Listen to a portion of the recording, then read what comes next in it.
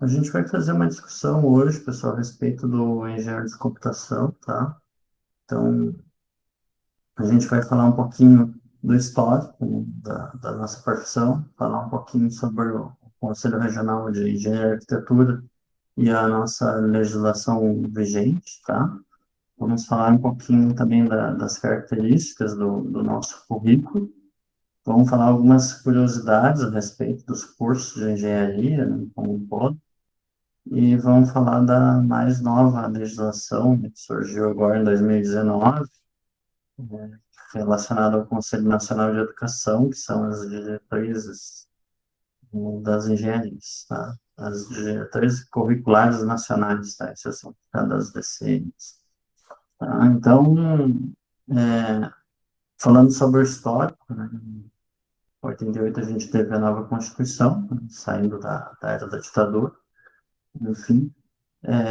Seguimos, então, com as leis e diretrizes básicas da educação, em 96. Então, existiam, então, é, o que era chamado antigamente de currículo mínimo, né, e agora criou-se, né, o que a gente chama de diretrizes curriculares nacionais, né, ou seja, os DCs.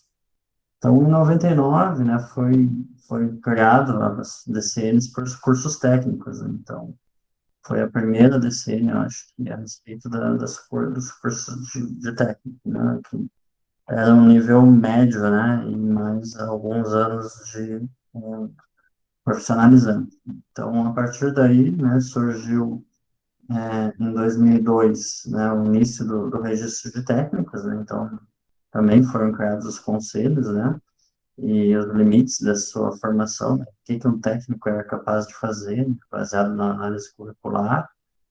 E então, em 2002 também surge, né, essas diretrizes curriculares nacionais para os cursos de engenharia e tecnologia. Então, aqui começa, né, a surgir as definições do que é a nossa profissão, né. Então, em 2004, então, já existia antes, né, já existia uma previsão de uma resolução do CONFET, existia uma resolução muito mais antiga, né, a respeito dos cursos de engenharia, né, mas foi substituído pelas decisões de 2002, né, então surge então a aprovação de uma resolução que fala a respeito dos nossos cursos relacionados ao CONFET, depois, né, foram aprovados os anexos também. E o histórico da nossa engenharia na Unipamp é que em 2014 foi registrado o curso de engenharia da Unipamp, né, engenharia de computação. Acho que os demais cursos foram por aí, ou um pouco antes, tá? E todo o aluno que se formar, né, em engenharia de computação na Unipamp, ele tem direito a fazer a carteira do CREA, né?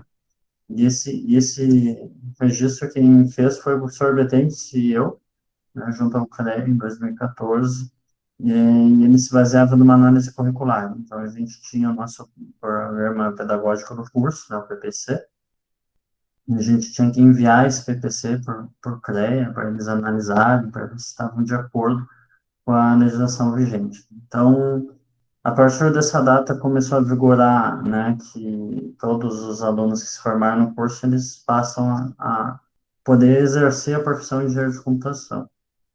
E em 19, né, em 2019, agora, recentemente, ano passado, surgiram essas diretrizes curriculares nacionais dos cursos de engenharia, né, dos cursos de graduação em engenharia. Então, isso mudou, isso é uma visão bem distinta do que era a DCN de 2002, tá? Então, a gente vai falar um pouco sobre isso, sobre o que era, né?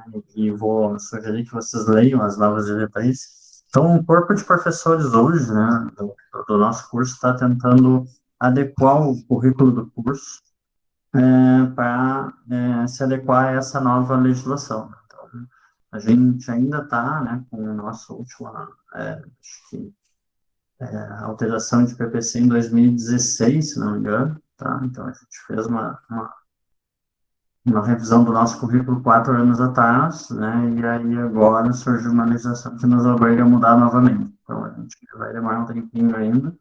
A gente está fazendo isso ao longo desse ano, inclusive. mas a ideia principal é que a gente provavelmente para 2021 já tem alguma interação no curso, né, algumas alterações.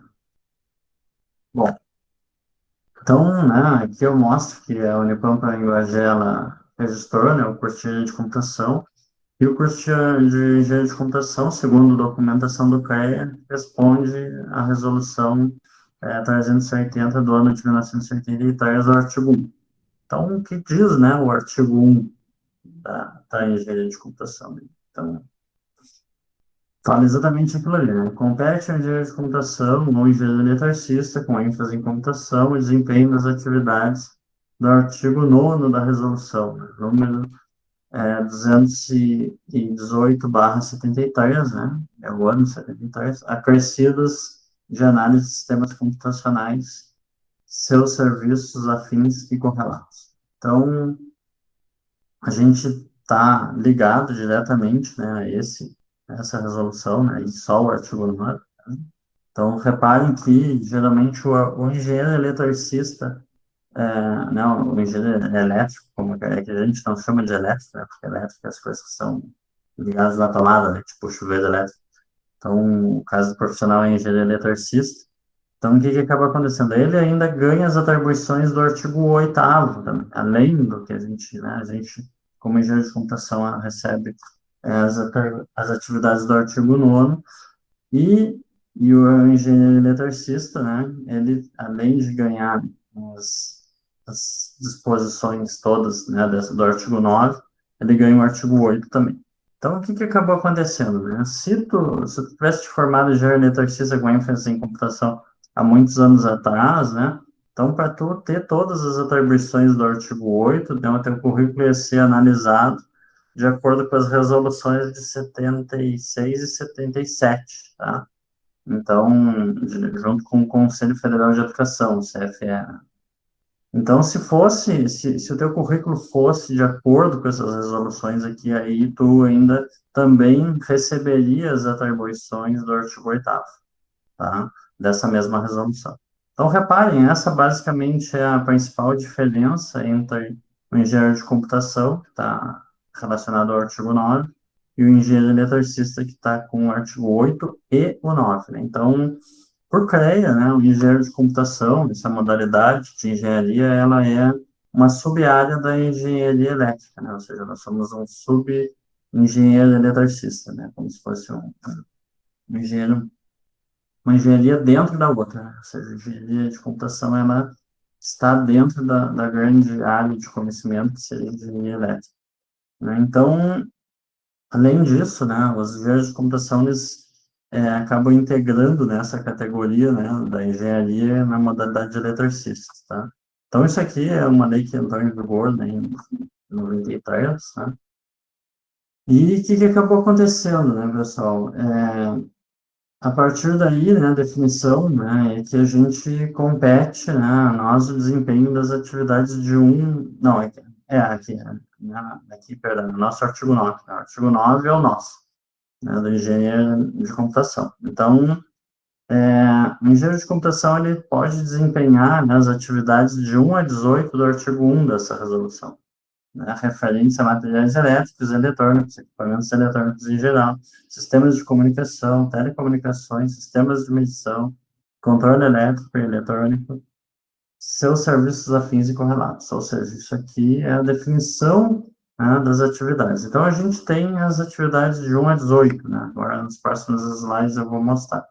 Então, o engenheiro, né, eletricista, né, além disso, né, também desempenha as mesmas atividades, né, referentes à geração, transmissão, distribuição, utilização de energia elétrica, equipamentos, materiais e máquinas elétricas, sistemas de medição, controle elétrico e seus serviços afins. Então, né, a gente basicamente tem uma pequena diferença, né, das coisas que a gente pode fazer, né? Reparem que aqui tem um pouco mais de comunicação e telecomunicações, né, nesse caso aqui anterior, e aqui está muito mais referente à geração e transmissão de energia elétrica, né?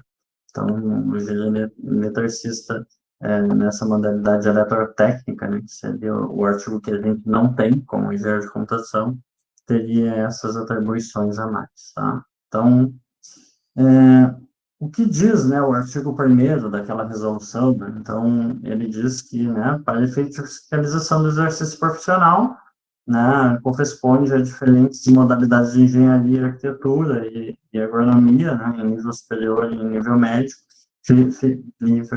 perdão, ficam designadas as seguintes atividades, né? Então, o engenheiro, ele meio que, eu costumo brincar, né, com os alunos, que o engenheiro, ele surgiu para ser o encarregado, né, para ser o supervisor, para ser o gerente, enfim, para ser o chefe, para ser pelo menos um nível acima, né, do pessoal que trabalha, digamos, no primeiro escalão de uma grande empresa. Então, a gente tem como uma das atividades, né, essa parte, supervisão, coordenação e orientação técnica, né, porque a gente vai estudar muita coisa, e o pessoal da área técnica não vai ter todo esse aporte, né, devido às horas de estudo e o tamanho do curso, né, para ser concluído. Bom, então a gente também pode trabalhar na parte de estudo, planejamento, projeto e especificação, né, ou seja, desenvolvimento de projetos, especificação de projetos. A gente vai trabalhar também no estudo e viabilidade técnico-econômica. Então, dá para fazer com qual, né, com qual tecnologia, com quanto de dinheiro, né, quanto dinheiro a gente precisa para fazer. Então, a gente pode analisar o estudo de viabilidade, né, porque alguns projetos eles podem ser factíveis, mas muito caros, né, ou não factíveis, né, então, de acordo com o nosso cliente. Então, porque eu posso projetar algo que o meu cliente não esteja interessado em pagar, né, mas ficou muito caro. Então, a gente trabalha também com assistência, assessoria e consultoria, né? Então, essa é uma área bem comum, né? O pessoal que presta assistência e assessoria, tá? Consultoria também, né? Para algumas empresas, para identificar problemas, ou enfim, né? Identificar algum tipo de... fazer algum tipo de consulta, né? Técnica, principalmente, né? Relacionada a determinado tema, né? De engenharia. Bom, a gente vai falar também a respeito disso, né? Ou seja, a gente pode dirigir obras, né, e serviços técnicos. A gente pode estar presente, né, numa obra, numa construção, de fato, tá?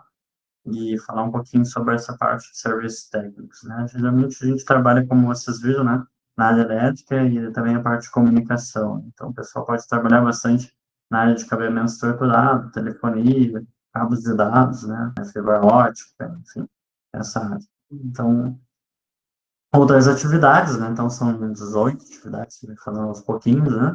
Então, a gente pode fazer vistoria, perícias, avaliações, arbitramento, laudos e parecer técnico. Isso aqui geralmente é utilizado as AFTs, né? As anotações junto ao registro técnico, né? As anotações de registro técnico, geralmente são as AFTs. Então, tu vai lá no CREA, registra uma perícia, né? Tu registra um laudo, faz o parecer técnico, né? E isso também é bastante usado no caso, né, a gente falou ali que pode atuar, né, na área de assessoria e consultoria ou assistência, né? Então, a gente pode trabalhar também na área de perícias, né, para essas técnicas e realizar laudos, né, pareceres. Então, para quem quer trabalhar com perito, né, o pessoal aí tem alguns colegas meus que foram para a área de perícia, aí, Polícia Federal, a BIM, esse lado aí, mas é uma opção também. Então, a gente também pode fazer desempenho de cargo e função técnica, né? Então, a gente pode basicamente ajudar nas funções técnicas. A gente pode trabalhar na área que eu atuo, né? Ensino e pesquisa, análise, experimentação, ensaio, divulgação técnica de extensão. Então, a minha área aqui como professor, principalmente é ensino, pesquisa e extensão, aqui, né? Então, a gente trabalha um pouco também com a parte de ensaios, experimentos, tal, e análise de resultados, né? Então, é o caso dos professores aí que são engenheiros de computação como eu, como o Fábio. Eu não sei se tem mais algum engenheiro de computação no curso, eu só lembro de mim e do Fábio Ramos. Os demais são cientistas da computação. Então, nosso cargo também pode ser de elaborar orçamentos, né? Então, a gente pode trabalhar. Eu trabalhei um pouco nessa área aqui de elaborar orçamentos técnicos, né? Ou seja, alguns projetos que eu fiz aí de cabeamento estruturado e data center, né? Tinha que comprar uma série de cabos, uma série de equipamentos, switches, patch panels, enfim, uma série de roteadores, racks, enfim, toda a parte elétrica, né, as réguas de energia, enfim, fora, né, as fibras, os conversores de fibra para RJ45, né, ou seja, de rede ótica para rede, digamos, é, de para trançada, né? Então, a gente faz toda essa elaboração de orçamentos, tá? É comum isso. E, geralmente, essa elaboração de orçamentos também planeja que a empresa que está orçando tenha algum lucro, né? Porque, além de ela ter que comprar tudo, ela tem que também pagar impostos, né? Quando ela está prestando um serviço. Então, geralmente, já há alguns cálculos que a gente faz, né, dessa lista de materiais, né, que, né, quando é um serviço, além de ter digamos, o equipamento em si, né, a parte física, né, todos os cabos, todos os equipamentos, enfim, tá também, tem que orçar também a mão de obra para instalar, né? Não adianta eu orçar 300, 500 metros de cabo e eu não orçar o custo de horas de instalação desses 500 ou 1.000 metros de cabo, né? Então tem que ter um técnico lá que vai passar aqueles cabos pelos dutos, pelos conduítes, pelas calhas, né, eletrocalhas, né? Enfim. Então, a elaboração de orçamento é uma coisa bem interessante, já fiz bastante, tá? Tem a parte de padronização, mensuração e controle de qualidade. Tem alguns amigos que são engenheiros e trabalham na área de qualidade, tá? É bem comum também, para ver se o produto está bem acabado, né? Principalmente, a área de qualidade geralmente é para quem trabalha com desenvolvimento de produtos, né? Então, o pessoal trabalha aí com o desenvolvimento de um produto eletroeletrônico ou de eletrônica, em modo geral, né? É, eu já fiz isso também, trabalhei com desenvolvimento de receptor de TV digital, então a gente trabalhava, mas eu trabalhava muito mais nos testes de padronização e mensuração, tá? Controle de qualidade não era especificamente eu que fazia no meu grupo, né? Um outro colega que trabalha com qualidade e análise de bugs e identificação de problemas, né? Então o pessoal acaba nos produtos fazendo vários tipos de testes, não só testes software, né, mas também teste de hardware, né, ver se ele aguenta umidade, se ele, enfim, aguenta um pouco mais de tensão do que convencional, lá, bota lá que é 90 a 240 volts, né, tem que testar para ver se essa fonte está bem definida e de acordo, né, com o especificado. Então, isso é o que acaba acontecendo. Bom, que mais atividades, né, pessoal? Então, execução de obra e serviço técnico. Isso aqui é o que chama bastante atenção. Então, tu pode ajudar a executar a obra. É uma coisa interessante, né? Provavelmente vocês não sabiam, né, que a gente capaz de executar a obra, né? Então, a gente pode fazer fiscalização de obra também, com serviço técnico. Então, as obras, geralmente, elas existem três etapas, né? A parte de projeto, a parte de execução e a parte de fiscalização. É dividido nessas três etapas. Então, acaba sendo bem comum, né, em alguns casos, principalmente quando a obra é uma obra pública, né, onde não pode, nesses três passos, né, onde é projeto, execução e fiscalização, ser a mesma empresa em duas etapas concorrentes, né, ou seja, não pode ser a mesma empresa que projeta que executa, não pode ser a mesma empresa que executa que fiscaliza, né, e agora, a empresa que projeta, ela pode fiscalizar, né, então, ou seja, pulando a etapa do meio, né, há a possibilidade. Então, acaba acontecendo algumas coisas nesse aspecto, tá? Eu já ajudei a projetar coisas e na parte de execução eu, pessoalmente, nunca trabalhei, né?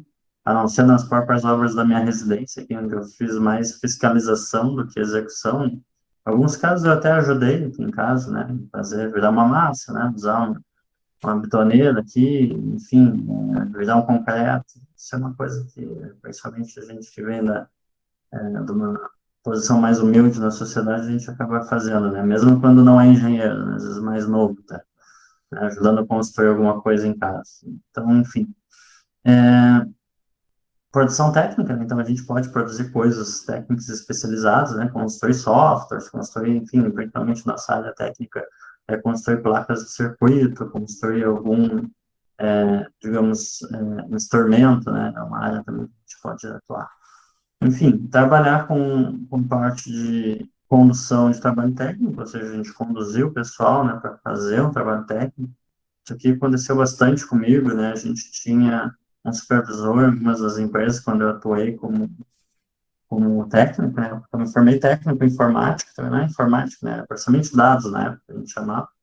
Mas então a gente tinha um supervisor e ele nos conduzia, né, para os locais e conduzia também para fazer a coisa adequadamente. Então, isso é uma coisa comum. Então, conduzir a equipe de instalação, montagem, operação, reparo e manutenção, né? Eu mesmo trabalhei por um tempo numa equipe de manutenção e reparo de informática e rede, né, para a prefeitura aqui da cidade onde eu nasci.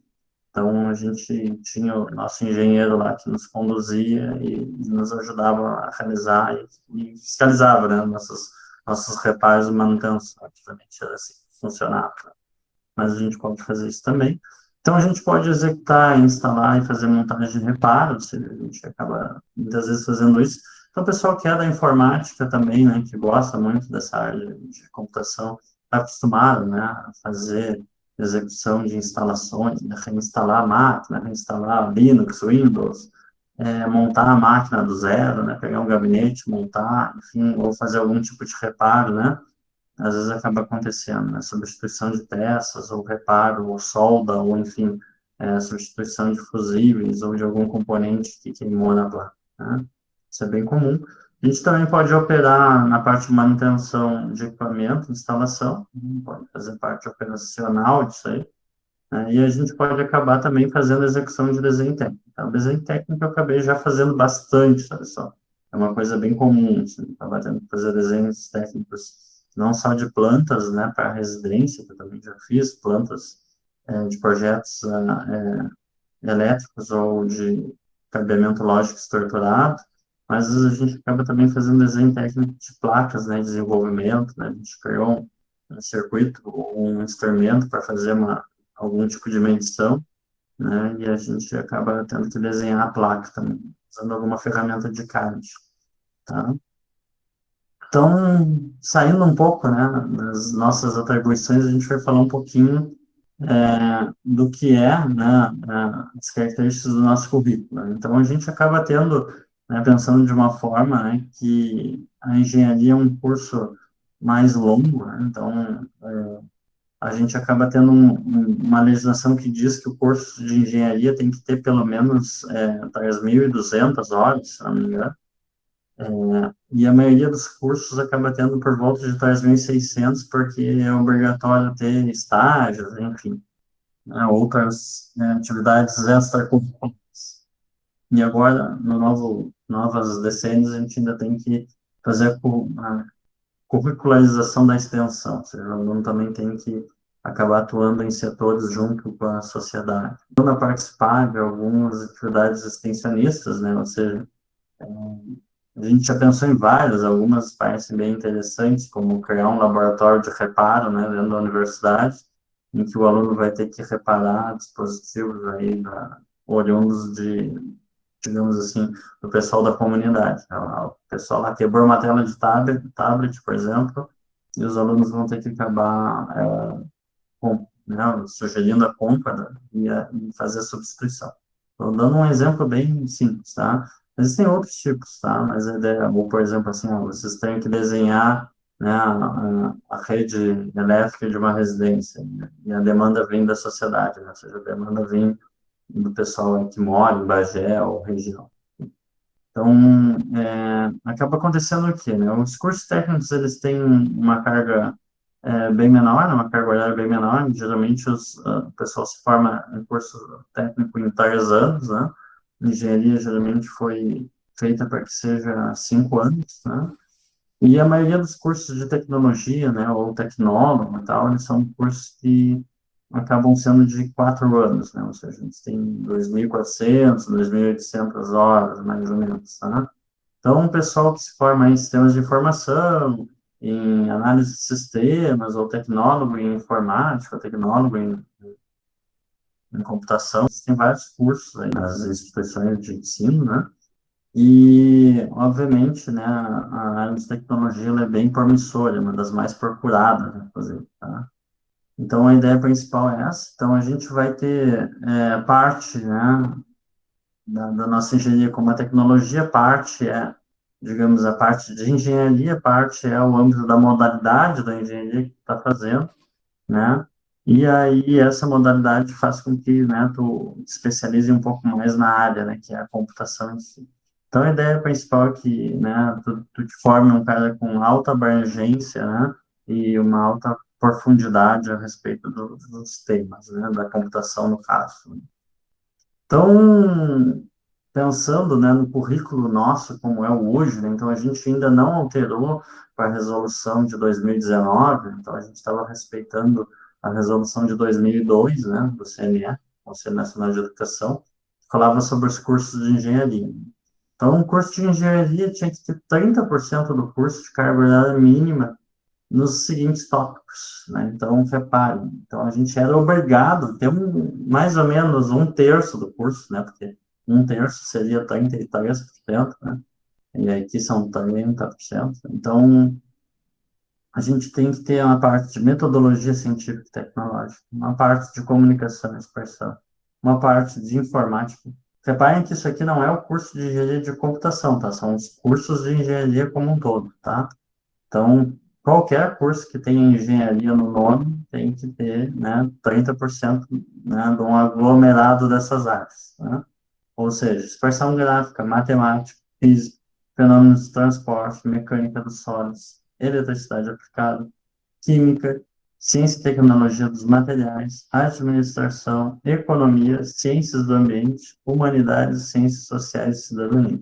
Se a gente tinha aqui 15 áreas, né, para escolher estarem presentes nos 30% da nossa engenharia. Então, reparem que muitas das coisas que a gente tem no nosso currículo, como metodologia científica, química, eletricidade aplicada, parte de informática, a parte de física e matemática, fenômenos de transporte também, mecânica dos sólidos também, administração e economia também, ciência do ambiente também, e acho que tem alguma coisa de materiais também, tá, pessoal? Não sei quantas humanidades. Acho que a gente ainda tem a parte de metodologia científica, uma disciplina de PAC, agora a parte de ciências sociais e cidadania, eu não sei se a gente tem alguma disciplina de direito ou voltado para ciências sociais, tá? Mas, enfim, a gente está tentando contemplar todas essas áreas, nós estava tentando contemplar todas essas áreas no nosso primeiro currículo, né, de acordo com a legislação de 2002, e os demais 15%, né, são profissionalizantes, né, então tem que ter 15% da carga horária, né, daquelas 3.600 horas que verse sobre os tópicos abaixo, né? Então isso aí vai depender do curso de engenharia. Então, por exemplo, nós temos algoritmo de gestor de dados, né? Então, esse é um clássico. Bioquímica a gente não tem, ciências dos materiais a gente tem alguma coisa, circuitos elétricos a gente tem, né? Circuitos lógicos a gente tem, compilador a gente tem alguma coisinha, né? Construção civil a gente não tem muita coisa, para não dizer que não tem quase nada, né? Controle de sistemas dinâmicos a gente também não tem, que é mais parte de controle de automação, né? Conversão de energia, a gente tem bem pouca coisa. Eletromagnetismo, a gente tem nas disciplinas de física. Então, eletrônica digital e analógica, a gente tem um pouco disso também. Engenharia de produto, ergonomia, segurança do trabalho e assim por diante. Então, reparem que aqui a gente tem um grande apanhado, né? Tem geoprocessamento, geotécnica, gerência de produção, gestão ambiental, gestão econômica, gestão de tecnologia, a gente tem um pouco de gestão de tecnologia, parte de hidráulica, hidrologia e saneamento básico, a gente não tem nada disso. Instrumentação, eu que ministro minha disciplina de instrumentação industrial. Máquinas de fluxo a gente não tem nada. Matemática discreta a gente tem um pouco com o professor Ana Paula. Materiais de construção civil e construção mecânica, a gente não tem nada disso. Isso aqui são coisas que seja para engenharia civil e engenharia mecânica. Então, reparem que aqui tem coisas, né, no geral, para todas as engenharias. Engenharia química, engenharia civil, engenharia mecânica, as principais, engenharia de produção, né, engenharia elétrica também como um todo. Então, materiais elétricos, essa parte mecânica aplicada, métodos numéricos, a gente tem alguma coisa a respeito de métodos numéricos em cálculo 3.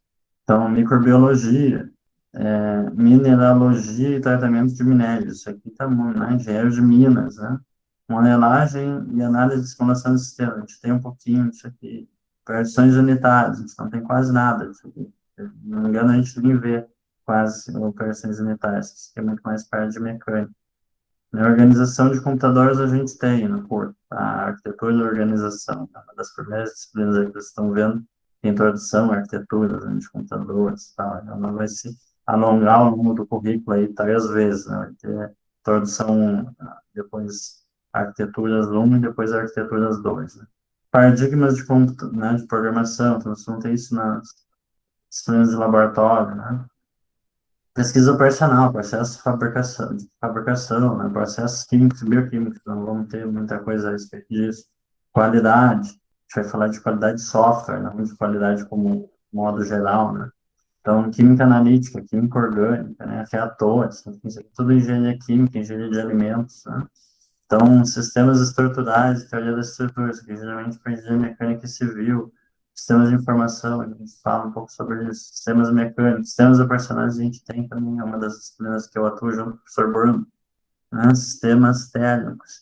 Mas a gente tem que pensar, né, pessoal, que isso aqui são grandes áreas, tá? São de forma meio genérica, né? Repare, telecomunicações, termodinâmica, né? Topografia e geodésia, transporte e logística. Então, por exemplo, telecomunicações a gente tem no currículo algo similar que é a disciplina de redes. Então, não obrigatoriamente, né, que essa palavra telecomunicações que tu tem que ter uma disciplina que se chame telecomunicações ou, né, na verdade, ela basta ter alguns conteúdos, né, da área de telecomunicações, né? Então, essa é a ideia, né? Então, dessa forma, a gente vê que tem aqui, né, um número vasto, né, de áreas em que o engenheiro poderia estudar, né, e o currículo tem que escolher, né, quais dessas áreas vão estar presentes. Não dá para colocar tudo, né, no nosso currículo, porque senão falta horas, né? Já tem 3.600, então se a gente colocasse tudo isso aqui num currículo, provavelmente o nosso currículo facilmente ia para torno de 8.000 horas, né? Não é o caso. Estou chutando, né? Mas é muita coisa. Então, a gente tem que pensar que esse núcleo dos conteúdos específicos, né, se constitui de extensões e aprofundamentos, né? Ou seja, onde tu vai te aprofundar num núcleo de conteúdos profissionalizantes, né? Ou seja, tu vai entrar para a área da computação, né? Então, alguns conteúdos são destinados a caracterizar modalidades, né? Então, esses conteúdos substanciando o restante da carga horária total, ou seja, são propostos geralmente, né, pela instituição de ensino superior, né, ou seja, e a própria instituição, né, é a própria Unipampa, né, nós como professores estamos no núcleo de desenvolvimento estudantil, né, no núcleo de desenvolvimento da engenharia, né, para escolher dentre esses, né, quais são os temas desses todos aqui mais importantes para vocês, né, como engenharia de computação. Então, a gente está fazendo essas escolhas, né, só que, como eu disse, esses conteúdos, né, que eram ditos aqui como 15% da carga horária, né, da área que são conteúdos profissionalizantes, isso aqui já mudou, né. Então, exclusivamente a gente tinha que escolher, né, e constituir, né, esses conhecimentos científicos, tecnológicos e instrumentais necessários para definir a engenharia que a gente quer ter aqui na nossa universidade, né? E deve garantir o desenvolvimento das competências e habilidades estabelecidas nessas diretrizes, né? Ou seja, a gente tem que garantir que o aluno que curse todos aqueles conteúdos que a gente escolheu, que ele finalize o curso tendo as competências e as habilidades, né, que são estabelecidas, né, nas diretrizes.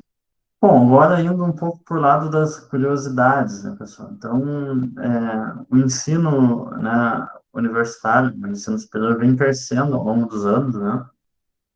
Então, o que que acabou acontecendo, né? A gente foi crescendo com os números, né? Então, basicamente, a ideia principal aqui é mostrar que os cursos de engenharia eles foram evoluindo, tá? Tanto no modo presencial quanto no modo EAD. Então, reparem que o modo EAD ele é bem menor, né? Ele é bem reduzido aqui. Então, a gente teve o primeiro curso EAD em 2004, entendeu? Depois, aí, demorou, esses cursos, se não me engano, não eram muito bem vistos também. Isso foi melhorando, aumentando um pouco, tá? Mas boa parte, né, do nossos cursos, eles são, em parte, né, todos os cursos EAD, em parte, tem um pouco de presencial. Não é 100% EAD. Então, engenharia também não pode ser 100% EAD. Tem um pouco de, né, atividades de ensino à distância, muita coisa é presencial, a maior parte é presencial. Agora, com o coronavírus, que isso mudou bastante, né? Então, isso está sendo revisto, enfim. Mas mesmo assim, né, pessoal, as atividades práticas, né, que demandam de laboratório, instrumentos, né, ferramentas, enfim, ferramentas não só de hardware, mas de software também, com ferramentas mecânicas, né, ferro de solda, placa, enfim, stunning, seja o que for, né, isso não dá para fazer em casa, a não ser que a gente obrigue tudo que é aluno a comprar todas as coisas, né, e isso não sai barato, né, montar um laboratório de eletrônica em casa sai por baixo aí 3, 4 mil reais, não é todo mundo que tem condições, né, de montar um laboratório, então a universidade fornece isso para vocês, né, faz com que vocês tenham boa parte dos conteúdos de forma presencial e prática, tá? Então, a gente vai falar um pouquinho das habilitações, né, dos cursos de engenharia, então, nas universidades públicas e privadas, né? Então, esses dados, eles são do MEC, tá, pessoal? São dados de 2018. Esses dados, então, inclusive, eles estão presentes nessa DCN aí de 2019. A gente vai deixar o link para depois vocês acessarem. Então, reparem que o curso de engenharia civil, né, ele se manteve meio constante aí no número dentro das universidades públicas, e nas universidades privadas ele teve um salto, né? Ele tem praticamente aí umas 8, 9 vezes mais cursos nas universidades privadas que nas universidades públicas, né? Mesmo porque a gente tem poucas universidades públicas, né? Então, o que que acaba acontecendo, né? Curso de produção, também engenharia de produção, engenharia elétrica. Na engenharia elétrica, essa diferença não é tão absurda, né? Já é um pouco menos, então tem umas 4, 5 vezes mais cursos nas universidades privadas do que nas públicas, né? Engenharia mecânica, mesma coisa. Então, essas são as principais, né, pessoal? As mães de toda engenharia, acho que dessas aí só faltou a química, né? Então, a engenharia ambiental acho que também faz parte da mãe, que é a engenharia química, provavelmente, né? Então, a engenharia de computação, que também é uma sub-área da elétrica, né? Então, a gente tem aí um número considerável de cursos de computação, né? Tanto na pública, mas reparem que na privada já tem um pouco menos, né, de cursos de engenharia de computação. Engenharia química também, né? Então, a gente está meio que junto com engenharia química e engenharia de controle e automação, né? Então, a engenharia de computação e a engenharia de controle e automação, elas são meio próximas, tá, pessoal? Então, inclusive, algumas universidades aí, eles habilitam vocês a se formarem em ambas, né? Em algumas universidades a gente tem algumas ênfases bem em hardware e robótica, então, e na área de controle. A gente tem na nossa engenharia de computação umas disciplinas com a ideia de controle e automação e área industrial, né? Área de instrumentação e sensores, principalmente. A gente vê que temos poucas engenharias de alimentos, né? Então, tanto públicas quanto privadas. Depois começam as engenharias que muita gente quase não ouviu falar. Então, engenharia agronômica, engenharia de petróleo e gás, engenharia florestal, né? Engenharia eletrônica, engenharia de software, engenharia de materiais, né? Engenharia de mecatrônica. A engenharia mecatrônica é bem legal também a ideia, só que tem poucos cursos no país, né? Então, é um curso também que acaba misturando boa parte de duas engenharias fortes, né, que é um curso de engenharia elétrica e o curso de engenharia mecânica. E geralmente ele também mistura um pouco de engenharia de controle e automação, porque aí, se a ideia é misturar mecânica com eletrônica ou fazer coisas eletromecânicas, né, a gente já pensa logo em robótica, né? Então é um dos cursos que é bem voltado para essa área. E, além disso, a gente tem outras engenharias aí, pessoal. Engenharias que, por exemplo, na nossa universidade a gente tem engenharia de energias renováveis, né? Não se enquadra em nenhuma dessas aí, então ela está nas demais. Então, existem vários outros tipos de engenharia, né, pessoal, que não vão estar nessas listadas aí, o pessoal como demais, né? Então, a gente tem um total aí de 5.816 cursos, né, no país. Isso são dados de 2018. Então, repare, né, que tem bastante curso, tem bastante oferta, digamos assim. e a gente tem uma demanda, né, na sociedade para engenheiros. Então, a gente não tem todos os engenheiros que gostaríamos que tivessem nas empresas. Então, acaba acontecendo que a busca pelos cursos de engenharia é grande, né? O pessoal ingressa, mas devido ao nível de dificuldade, isso aí acaba acontecendo um funilamento, né, como a gente costuma dizer. Então, o que acaba acontecendo aqui? A gente vai ter vários casos que a gente tem engenharia do modo presencial, né? Então, a gente vai falar um pouquinho dos cursos de ensino superior, né, e os cursos ali, nas instituições de ensino superior e cursos. Então, a gente tem um festival de cursos, né, e muita coisa na privada e muita coisa na pública, né, mas mesmo assim, a gente tem um total, né, aí de 5.800 alguma coisa na curso, 5.816 cursos, né?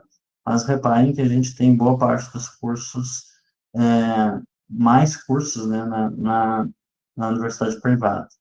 Então, a gente tem uma larga gama, digamos assim, de cursos na privada. A gente tem alguma coisa de engenharia EAD, então na pública, reparem que a gente tem muito pouca coisa aí de cursos que são, digamos assim, relacionados a EAD, né? E já na privada a gente passa a ter mais, né, cursos que são EAD, e no total a gente chega aí a nossos 290, né, total de 290 cursos EAD, na, no caso, e misturando tudo, né, entre as 91 instituições de ensino superior. Então, reparem que é quase 10 para 1, né, isso tanto na parte, né, presencial, ou seja, na área pública, a gente tem, né, aqui 138 instituições de ensino superior, na privada a gente tem mais de 1.000, né, aqui na área pública a gente só tem 1.300 e poucos cursos, na área privada a gente já tem 4.000 cursos, né, diferentes de engenharia. Então, aqui na área EAD, na pública, a gente tem pouca coisa, né? A gente tem poucos cursos EAD e poucas instituições, né? Aqui na privada, a gente tem muito mais instituições e muito mais cursos, né? Então, reparem que a área de educação privada ela vem crescendo, né, ao longo do tempo. Aí. Isso aí, que é aquele gráfico lá mostrou, né? E a engenharia ela vem crescendo o número de cursos e o número de instituições, enfim. Aqui vai mostrar, eu acho que é exatamente isso, né?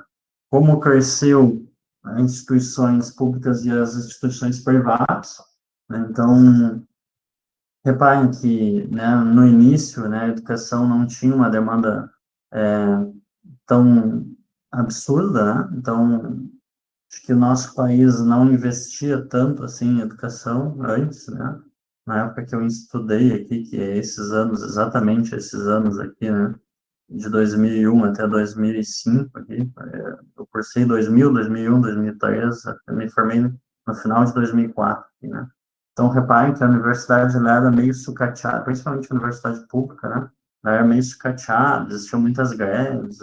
No curso de computação, a gente trabalhava sempre com a biblioteca defasada, com equipamentos defasados também, né? E isso foi melhorando, né? Passar dos anos aí, acho que a pessoa começou a pensar melhor que a evolução do nosso país é a base da evolução da educação, e a rede privada também, acho que viu uma grande oportunidade, né, de fazer com que a sociedade melhore, né, e começou também a investir pesado nos cursos, né. Então, reparem que as instituições privadas provavelmente investiram mais dinheiro do que o próprio governo, né, em educação, né? Mas mesmo assim há oportunidades dentro do ensino público, né, pessoal? Só que algumas vezes a gente tem que acabar passando por algumas viagens, necessidades, né? Enfim, mudança de região, mudança de cidade, o lugar onde vai estudar não é tão próximo da minha residência, enfim.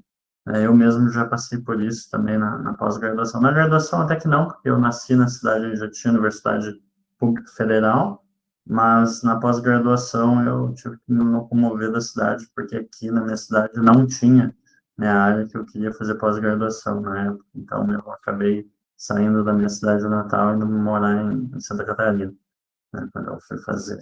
Então, reparem que o número de cursos, né, no total é aqueles 5.000 alguma coisa, né, mas reparem que o total de habilitações aumentou muito, né? A gente aqui não está contabilizado o EAD, né? Mas reparem que tudo cresceu bastante, né? Então, que os dados são até 2017. Bom, então, houve um grande boom, digamos assim, né? Por volta de 2014, 2015, aí, né, na demanda, né? Então, o pessoal foi se inscrevendo, né? Isso aqui são as demandas tanto na pública quanto na privada, né? Então aqui a parte de baixo são os candidatos inscritos, as vagas que são oferecidas, né? E a ideia principal é que são que os candidatos que se inscrevem para fazer são muito mais, né? As vagas que a gente tem para ofertar, né? Ou seja, que os alunos podem ingressar, né? E os que ingressam, quando se ingressa. Então, o que acabou acontecendo, né? A gente chegou numa demanda aqui, né, de 2016, que a gente chegou a ter mais ou menos 500.000 de vagas para curso de engenharia, né? Um pouco mais até que 500.000, acredito. E a gente tem muito mais pessoas na sociedade querendo fazer engenharia, né? Então, a gente tem quase 2 milhões aí de estudantes querendo, né, 1.800.000, 1.900.000, pessoas querendo fazer, né? Não é à toa que não é todo mundo que acaba não passando no Enem, né? O ideal seria, né, que a gente tivesse mais vagas para ofertar, para suprir boa parte dessa demanda, né? A gente suprir uma parte que eu julgo que é abaixo do esperado, né? Então, a gente tinha que ter mais cursos, mais incentivo, fortalecimento da educação, né? Para que o país passe a empreender e a produzir, né? E isso acaba sendo um investimento, né? Porque se a gente consegue construir cidadãos que produzem mais, que acabam tendo um emprego melhor, né? Que acabam tendo, digamos assim, um, um, um retorno financeiro maior, a gente também gera mais imposto, né? Porque esse cara que ganha mais, ele vai gastar mais. Se ele gastar mais, ele vai gerar mais impostos, né? E assim é meio que um ciclo, né? Então, se a sociedade conseguisse produzir, né, pessoas que tivessem um bom retorno financeiro, né, um bom trabalho, um bom emprego, um bom salário, né, a gente acabava fomentando de forma reversa o ensino, né, porque os impostos iam ter mais dinheiro de impostos e tendo mais dinheiro de impostos, a gente pode, de novo, né, investir no que é necessário, né, ou mais educação, mais tecnologia, mais indústria, mais emprego, né, enfim, mais infraestrutura e assim por diante. Então, eu penso que não adianta a gente continuar com a sociedade com um grande número de pessoas da sociedade, né, vivendo mal, vivendo com salários ruins, vivendo quase na linha da miséria, né, ou numa linha péssima, né, socialmente falando, né, tendo dificuldades, enfrentando dificuldades para sobreviver, né, pessoal? E aí a gente não acaba não tendo esse retorno, né, esse retorno financeiro por impostos, porque quem não tem um bom salário é isento de impostos, quase não paga impostos, né? Então, o ideal é que fosse bom para todo mundo, né? Então, bom para quem está entrando, bom para quem está se formando, né? E que esse ciclo fosse contínuo e de melhoria contínua, né, para a sociedade. Então, a ideia principal é essa, né?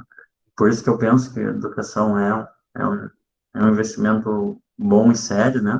Alguns países sérios fizeram investimentos formidáveis e grandes, né, em educação, né? E isso fez com que o país melhorasse financeiramente, economicamente e também na área de produção, né? Ou seja, a industrialização, né, do país também se deu devido a isso, né? Ou seja, se a gente tem mais engenheiros, a gente tem uma grande chance de ter mais mentes pensantes que querem fabricar e produzir coisas, né? Coisas novas, ou enfim, coisas que estão demandas da sociedade. Bom, então, pessoal, né, a gente vê, né, que a gente foi evoluindo no número de matriculados, né, nos cursos de... Então, reparem aqui, né, que a gente tem boa parte no setor público, né, ou seja, a gente tem ali aproximadamente 300.000 alunos né, que ingressaram, né, estão matriculados no PFN. Reparem que na instituição privada a gente tem bem mais, né, tem por volta ali de 700 mil, quase 800 mil em alguns anos, né? Então, reparem que essa demanda cresceu muito, né?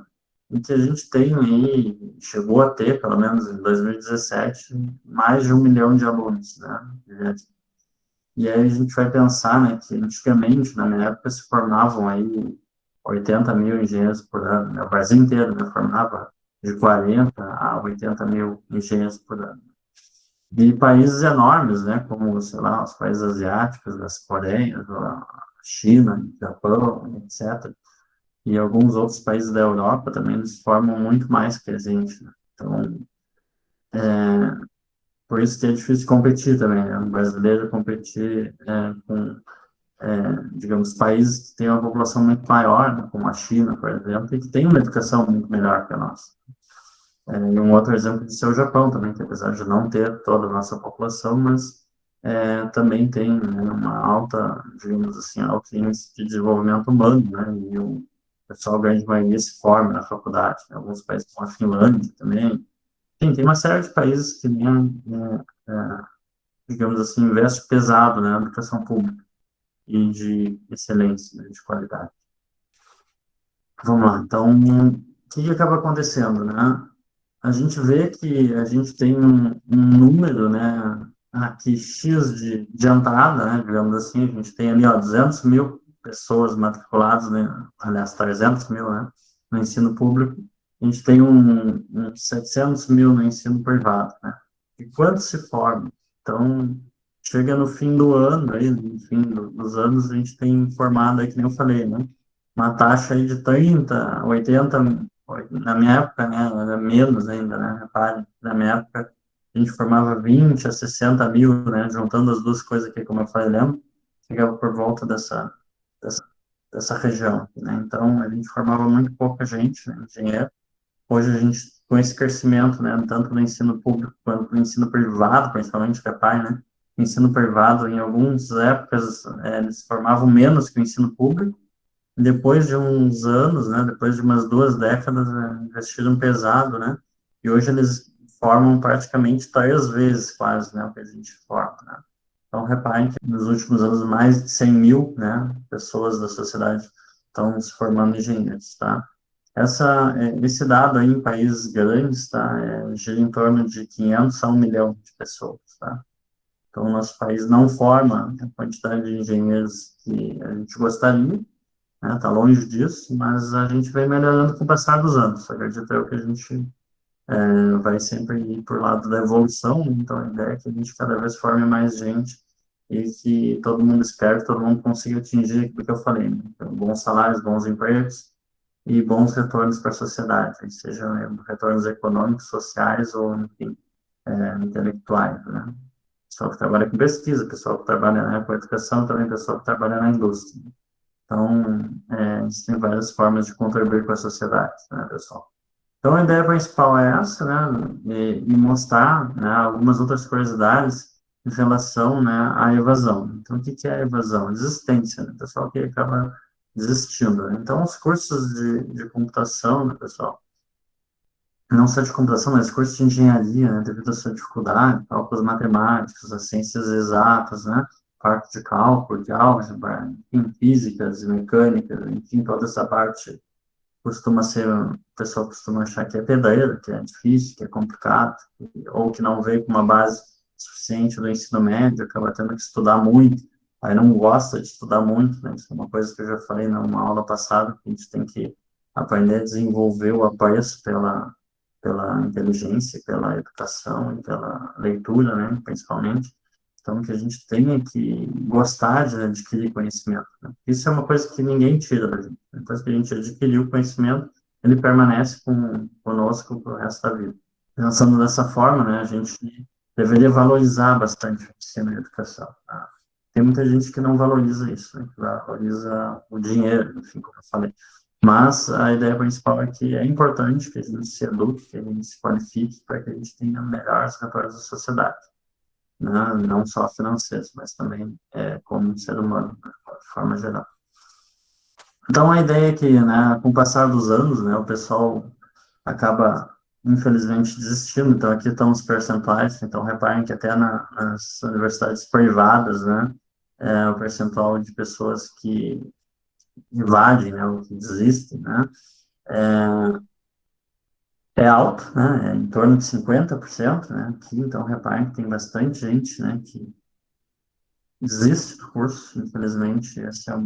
Não sou, eu nem gostaria, né, de que isso fosse assim, né? Eu esperaria que todo mundo que entra na engenharia se formasse, né? Mas infelizmente não, acaba não sendo assim. Nosso curso também, por ter um perfil de curso noturno, né? Ele também tem muito pessoal que trabalha ao longo do nosso curso, então a gente tem uma evasão bem considerável, tá? A Unipampa, se não me engano, é uma das cinco dos 5 cursos de engenharia de computação que tem mais evasão no Brasil. Então, a gente tem bastante evasão no curso, mas a gente tenta fazer de tudo para lutar para que vocês concluam o curso. Tá? Essa é uma outra curiosidade, como eu falei, não é um dado legal, né? Mas para cada 1.000 candidatos, né, que estão a fim de fazer engenharia, apenas 175 eles ingressam, ou seja, já tem um grande funilamento aí, né? Então, quantos candidatos aqui que a gente, né, pensando lá que a gente consegue formar um percentual dos que ingressam, se a gente ingressasse mais gente, será que a gente não tinha mais concluintes, né? Mesmo que esse funil aqui digamos assim, de formação, ele já tem uns 50% aqui, né, de quase de perda aqui, né? Mas se a gente conseguisse ingressar esses 1.000 candidatos, será que a gente não formava uns 500? Né? Então, a gente tem vaga, tem falta de vagas, né? Então, a gente não consegue fazer com que todo mundo ingresse, né? E nem todo mundo também tem dinheiro para pagar uma universidade privada, né, pessoal? Infelizmente, essa também é outra realidade do nosso país, né? Então, acaba que a gente tem vários tipos de funilamento, né? O funilamento aqui, né, das vagas, né? Ou seja, nem todo mundo que quer fazer os 2 milhões lá que querem fazer na engenharia não entra, né? Acho que eu passei. Aqui, né, uns quase 2 milhões de candidatos não conseguem entrar porque não tem vagas disponíveis, né? Então, a gente já tem uma grande perda aqui, né? Ou seja, a gente consegue ingressar quase 20%, olha lá, né? 17,5% aqui das pessoas que são candidatos, e apenas 95, né, concluem de cada 1.000 candidatos. Então, para pensar, né, dos que ingressam, 175, né, e por volta de uns 55% aí são os que concluem. Então, isso também é uma estatística muito ruim, né, porque a engenharia é um curso com extrema dificuldade, tá? Onde o aluno tem que se dedicar quase que exclusivamente ao curso para conseguir se formar. Né? Não que muitos não se formem fora do tempo padrão, né, que são 5 anos, acaba se formando às vezes em 6 anos, 7 anos, mas muitos acabam ao longo desses 6, 7 anos desistindo do curso, né, acabando fazendo cursos menores ou com menor carga horária, enfim. Então, fica como para finalizar essa aula aqui, né? Depois da finalização dessa primeira parte da aula, a gente vai falar sobre o trabalho, né? Sobre o nosso primeiro projeto integrador da disciplina, né? Fica como um meio que tarefa para vocês darem uma lida na novas diretorias curriculares nacionais, né? Então, deixei o link aqui. Essa apresentação, ela já está no Moodle, tá, pessoal? Vocês podem baixar a aula lá do Moodle, mas a ideia principal é que vocês consigam identificar o que há de novo, né, nessas diretorias curriculares nacionais, né? Vocês vão ver que muitas dessas coisas que a gente falou, dos conhecimentos básicos aqui, profissionalizantes, eles vão mudar bastante lá nessa nova diretorias, tá, pessoal? Professor, Pode falar. na tua visão, qual é o futuro da computação, no caso, ou da tecnologia em si? Porque a gente vive hoje, tipo, numa base de tecnologia, mas para frente, o que tu acha que vai ser a computação em si? Olha, Eduardo, né? Assim, a computação ela vem evoluindo, né, ao longo das décadas aí, né? Tanto a área de comunicação como a área de computação, a parte de engenharia, principalmente a área de circuitos integrados, né? Que é uma área que a gente tem bastante no nosso curso, tá? Então, o que eu vejo? Eu vejo que muitas das coisas que a gente está evoluindo, principalmente a comunicação, a velocidade da comunicação que a gente tem nos dias de hoje, e que está ainda se aprimorando aí com o 5G, e provavelmente agora vem com as novas tecnologias sem fio, né? Então, eu acredito, assim, que a gente vai emergir no mundo virtual muito mais, digamos assim, rápido do que a gente imagina. Então, a gente vai começar, eu acho, assim, na minha visão, né, a ter coisas que antigamente a gente só pensava em filme de ficção científica, né? Mas que a gente vai ter comunicação instantânea, é uma coisa que hoje já está começando a ter, né? Com o resto do mundo, né? Então, a gente vai poder ter assim velocidade de acesso à informação absurda, né? Então a gente vai começar a ter tradução via máquina, então eu vou poder, não vou ser obrigado mais a ter uma, digamos que me especializar numa língua, que o computador já vai fazer automaticamente para mim essa tradução, essa conversão de voz. Então eu acho que a inteligência artificial é uma coisa que vem crescendo muito assim e que é uma área que vai explodir, já vem, né, explodindo, né? E que vai começar a identificar imagens, voz, todo que tipo de processamento digital que vocês possam imaginar a respeito, né, disso. E a gente vai ter que aprender a não só utilizar, né, essas máquinas, mas também aprender a programar e fazer elas funcionarem, digamos assim.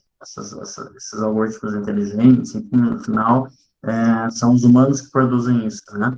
Mas a tendência também é que, se isso evoluir muito, né, vai acabar que, em alguns momentos, o próprio computador, né, ele vai começar a aprender a programar e vai começar também a entrar numa área de competição com seres humanos, né?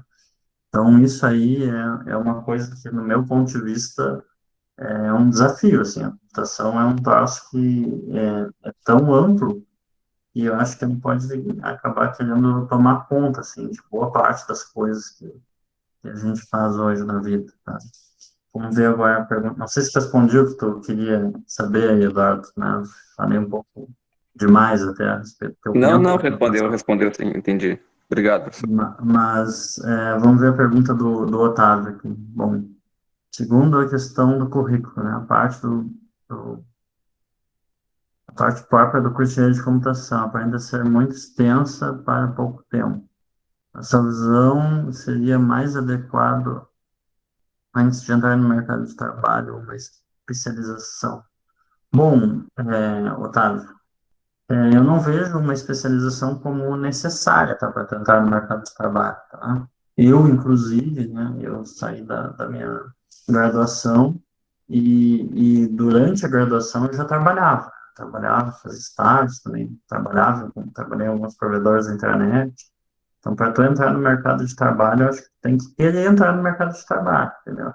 Mesmo que tu não tenha o curso completo, né?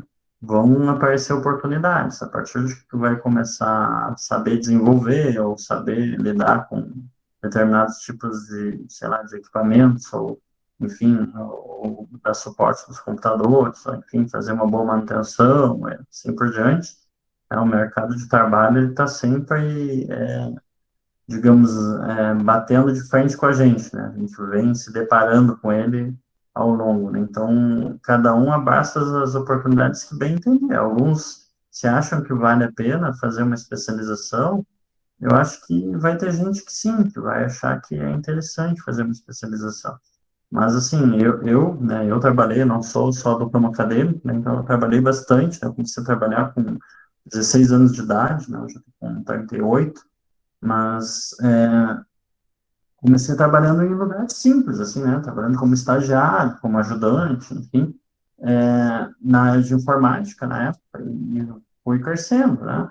Várias oportunidades foram aparecendo, e durante a universidade também apareceram oportunidades de trabalho que eu não quis abraçar, apesar de financeiramente serem interessantes, mas eu não quis abraçar porque eu queria me formar, eu queria muito me formar, porque eu tinha uma grande esperança de que quando eu me formasse iam aparecer oportunidades melhores, e que de fato apareceram, né?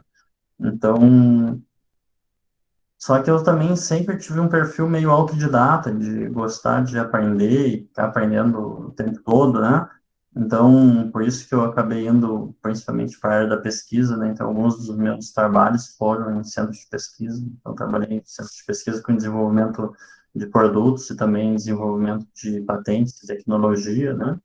Então, assim, tem várias áreas, né, para o pessoal trabalhar. Como eu falei, né, o engenheiro de computação ele pode trabalhar na área de laudo, vocês viram ali até na área de obras, né, ou na área de desenvolvimento de projetos, na área de desenho arquitetônico estrutural, enfim. Eu também já fiz isso em algumas situações em que estive desempregado, né, trabalhei na área de construção, na área de desenho, projetos, né, para quebrar o galho enquanto eu estava desempregado, fiz algumas, como a gente diz aí, bicos, né, para sobreviver.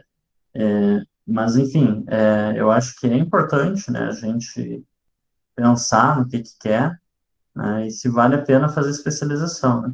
Tem muita gente também que acaba fazendo um grande curso de engenharia de computação e depois vira gestor, né, vira uma pessoa que faz gerência de pessoas, gerência de equipes, gerência de projetos, enfim, e acaba não indo tanto para esse lado da programação, do software, né, ou do próprio hardware, né, enfim, e acaba fazendo especializações nessa área, inclusive gerencial. Então, acho que ao longo desses 5 anos tu vai descobrir ou vai ter uma ideia melhor do que é a área que tu gosta, né? E o que realmente tu acha que vale a pena investir ou não, né? Então, tem muita gente também que faz cursos privados, né, pessoal, assim, cursos de especialização, assim, vou dar alguns exemplos, né? Existem pessoas que não se formam, né, na universidade, às vezes, e fazem curso de especialização do tipo, vou dar um exemplo aqui, faz um CCNA da Cisco aí, ou faz um curso de DBA da Oracle, ou faz um curso que é diretamente para trabalhar com o cloud computing da Microsoft aí, da Azure, enfim, e o cara acaba se especializando numa área específica e acaba conseguindo um emprego igual, né, mesmo não estando formado. Então, acho que o mercado de trabalho depende muito do querer trabalhar, né? Do te motivar para trabalhar. E tem gente que, né, nunca passou dificuldade na vida e acha que não precisa trabalhar. Vai trabalhar quando realmente sentir essa necessidade, né? Não era o meu caso. Eu tinha que trabalhar para pagar minhas contas. Eu, infelizmente, nasci numa família humilde, né? Então, não tive muitos privilégios e meu pai quase me enxotava de casa, né? Então, é mais ou menos isso, né? Então, cada um depende aí, sabe como é a sua vida e aí escolhe, né? Se a pessoa tiver mais tempo para escolher, melhor, né? Eu não tive tanto tempo assim para escolher, tá, pessoal? Mas façam como bem quiserem. Eu acho que devo ter respondido a pergunta do Otávio. Respondi, Otávio? Sim, tá, que bom. Bom, então, pessoal, a gente vai falar um pouquinho do projeto Integrador 1, tá? Então, esse é uma das tarefas, né, que vocês têm como alunos, tá, dessa disciplina. Essa disciplina, falando em miúdos, né, como eu gosto de falar brincando, né, é uma disciplina tranquila, né, não tem muita dificuldade, tá, pessoal? É uma disciplina bem inicial. Então, a gente vai criar um trabalho, né, que vai valer mais ou menos um terço, né, vai valer 3,5 pontos da nossa avaliação de 10, né? E esse trabalho é para ser desenvolvido em grupo, tá? Então, você tem que formalizar em um grupo de até 5 alunos, tá? E a forma de formalizar esse grupo é enviar um e-mail com cópia para todos os integrantes, né? E para mim, e também botar o nome completo, tá? De todos os integrantes aí, desse e-mail, tá? Para que todo mundo saiba quem é seu grupo, tá? E eu também saiba quem são os integrantes desse grupo, tá? Se quiserem fazer com um pouco menos de alunos, façam, mas não façam esse trabalho individualmente, tá? Não que eu não vá aceitar, mas tentem, né, interagir entre vocês aí, né? Eu sugiro até que vocês criem um grupo aí do WhatsApp ou algo do gênero para vocês poderem interagir melhor. Não sei se vocês já não criaram isso, né? Mas tentem criar aí, talvez seja interessante para vocês discutirem e criarem os grupos. O que eu peço que vocês entreguem, né, nesse trabalho, né? Entreguem um código-fonte C ou CPP, né? Depende da ideia que vocês usam, geralmente é ponto .c, né? Ou seja, vocês estão ter que desenvolver, né, um projeto na linguagem C, né? vão ter que desenvolver uma apresentação, né, para explicar o funcionamento do projeto de vocês, então um PPT, né, que é esses PowerPoints ou PDF, formato, tá? E vão ter que fazer uma apresentação por vídeo, né, com no máximo 10 minutos aí explicando aí como é que funciona, né, e que todos devam aparecer nesse vídeo. É importante também, eu acho, que vocês aparecerem, porque na sala de aula eu estaria vendo o rosto de vocês, e aqui eu não vejo, né, todo mundo, então é interessante que eu possa conhecer um pouco vocês pessoalmente aí no vídeo, né? Então, nem que seja através de um quadradinho pequeno aí no canto, né? Então, a ideia principal é que vocês façam a entrega para mais de um mês, né? Ou seja, tem uns 30 e poucos dias aí, né, para vocês entregarem, né? E nessa parte né, essa aqui é a data máxima de entrega, mas também é um dos dias de apresentação, né? Então, vocês vão ter que apresentar sincronamente, ou seja, vocês que estão no mesmo grupo vão ter que apresentar dia 6 ou dia 13, né? E dos integrantes do grupo, né? Se vocês forem 5 alunos, eu vou sortear na hora ali, né? O grupo que vai apresentar primeiro, né? Então, se a gente tiver, vamos supor, a gente tem mais ou menos 40 alunos, a gente vai ter 8 grupos. Então, eu vou sortear qual vai ser o primeiro grupo, qual vai ser o segundo grupo, e a gente vai fazer mais ou menos 4 grupos por dia, né? 4 grupos vão ser dia 6 e 4 grupos, provavelmente, dia 13, tá? E quem vai apresentar do grupo, né, vai ser sorteado durante a aula. Ou seja, se o teu grupo tem 5 alunos, né, se o teu grupo tem 5 pessoas, eu vou sortear um dos 5 que vai apresentar para todo mundo, né? Então, esse apresentador ele vai ser responsável pela nota da apresentação do grupo, tá? Então, a apresentação é a parte da nota, tá? Ela não é o integral da nota, tá? Então, a gente vai falar um pouquinho. Então, quais são que consiste, né, o nosso projeto integrador, né? Ele é uma conversão de bases numéricas. Então, vocês estão vendo esse IAC, né? Estão vendo, acredito, um pouco de algoritmos aí, né? Na disciplina de algoritmos. Então, a gente vai ter que utilizar uma linguagem de programação, aí, C ou C++, né? E fazer um programa que converta, né, decimal, os números de 0 a 9, né? Representações 10 dígitos, né? Binária, que é 0, 1, octal, que são 8 dígitos, né? Ou hexadecimal, que são 16 dígitos. Eles vão ter que converter uma base para outra. Então, o programa tem que fazer conversão de números fornecidos pelo usuário de uma das bases para as outras demais, né? E esse conversor deve manipular pelo menos, né, 32 bits, ou seja, 4 bytes, né? Se não me engano, um inteiro, né? Um int lá do C, né? Então, vocês vão ter que fazer esse tipo de conversão aí. Quais são as minhas sugestões, tá, pessoal? Sugestão é que vocês utilizem Linux aí, se for possível, né? Começar a se familiarizar com Linux, instalar a distribuição, instalar um Ubuntu, instalar um Linux qualquer, mesmo que seja em máquina virtual, para começar a aprender, né? Usar dentro do VMware, do VMbox, enfim, começar a aprender um pouquinho a respeito de Linux. Começar a usar um editor de texto que faça o syntax highlight, ou seja, que ajude vocês a programar, ou outro de sua preferência aí, e utilizar o compilador do GCC, tá? Que é o mais clássico. A gente vai falar também, tá, dessas ferramentas, numa aula designada a falar de ferramentas de programação, tá? Mais para frente, acho que daqui a 1 ou 2 aulas a gente vai falar sobre essas ferramentas aqui. Falar sobre o Dev, né, C++, o CodeBlocks, enfim. Mas também existe uma plataforma web de programação, né, que é o Online GDB aqui, para quem não quer instalar nada, né, quer fazer tudo virtualmente, né, dá para instalar, dá para rodar pelo site aqui do onlinegdb.com, tá? Então, escolhe a linguagem lá que tu vai programar e ele já tem um compilador e uma execução do teu software, né? Então, são as opções, né, que eu deixo para vocês, né, sugestões de utilização. Então, façam como preferir. Talvez esse online GDB seja interessante, porque todo mundo pode ver o que todo mundo está fazendo, se tiver mais de um desenvolvedor no mesmo projeto, né? Então, é uma opção talvez interessante, mas essa opção de instalar Linux e tentar aprender também seria interessante, né? Tentem também usar o Drive para compartilhar, né, o código entre os membros do mesmo grupo, né, e discutir o código, enfim, todo mundo poder alterar o código e consertar problemas, né, que caso ele possua, né, e testem bastante, testem também no Online GDB, se for o caso, né? O software de vocês. Essas são as sugestões. Como é que é a avaliação, né? Então, só relembrando o plano de ensino, isso aí vale 35% da nota, né? Da disciplina, ou seja, vale 3,5 pontos de 10. Desses 3,5 pontos, como é distribuído os valores, né? 20% é aquele vídeo de apresentação, que eu supus que é para todo mundo participar, então vale 0,7 pontos, né? 30% é a apresentação síncrona, ou seja, aquela apresentação que eu vou sortear quem é que vai apresentar, ou seja, vale 1 ponto aquela apresentação, né? 40% é o código-fonte, né?